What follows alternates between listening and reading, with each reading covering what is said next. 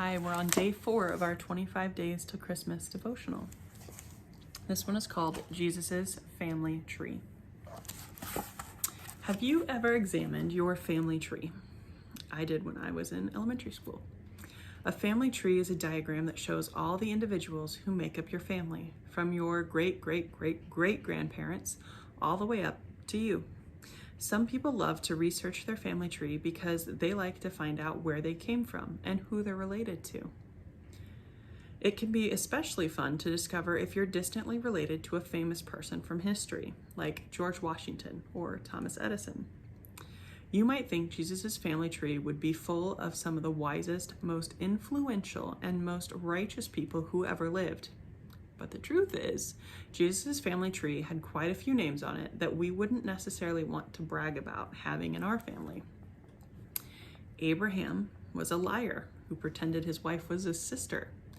Jacob was a cheater who stole his brother's birthright. And though David was a king, he was also an adulterer and a murderer. Perhaps the most surprising person to appear on Jesus' family tree, however, is Rahab, David's great-great-grandmother.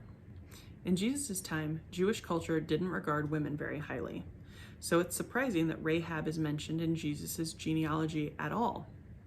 We might conclude that she was an exceptionally righteous or humble person to be Jesus' ancestor and mentioned by name in his family tree.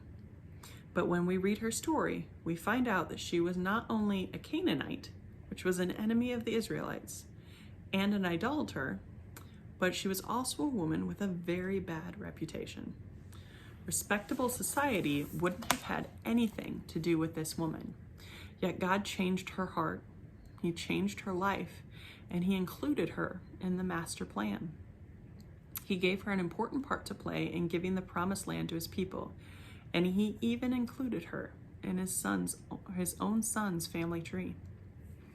None of the names in the first chapter of Matthew are there by accident. God guided the marriages and the births that had to take place through the centuries to form Jesus' family tree. And every person in his lineage was handpicked by God to be part of it.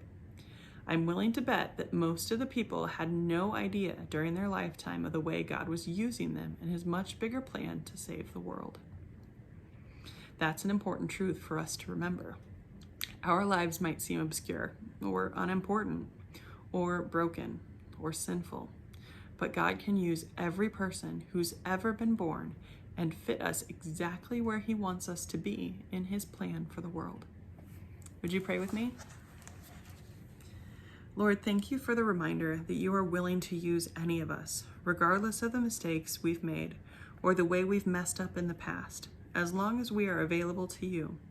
Help us to see the ways you want to use us this Christmas and give us grace to be obedient to your leading. Amen. Okay, the verse I want you to look up tonight is Matthew chapter 1, verses 3 through 6. And your activity tonight is to make your own family tree as far back as you are able. You can call an older relative, grandma, grandpa, or two, and ask for help if you need to, and wish them a Merry Christmas while you're at it. Once you've completed your family tree, try to find pictures of all the people that are on it. Do you see any family resemblance in the photographs? Tell any interesting or funny stories you might remember about various family members. If possible, call grandparents and ask if they have any good stories to share with the kids about their parents. Enjoy exploring your own family tree and thank God for putting your family together exactly as he did. All right, I will see you tomorrow night. Bye.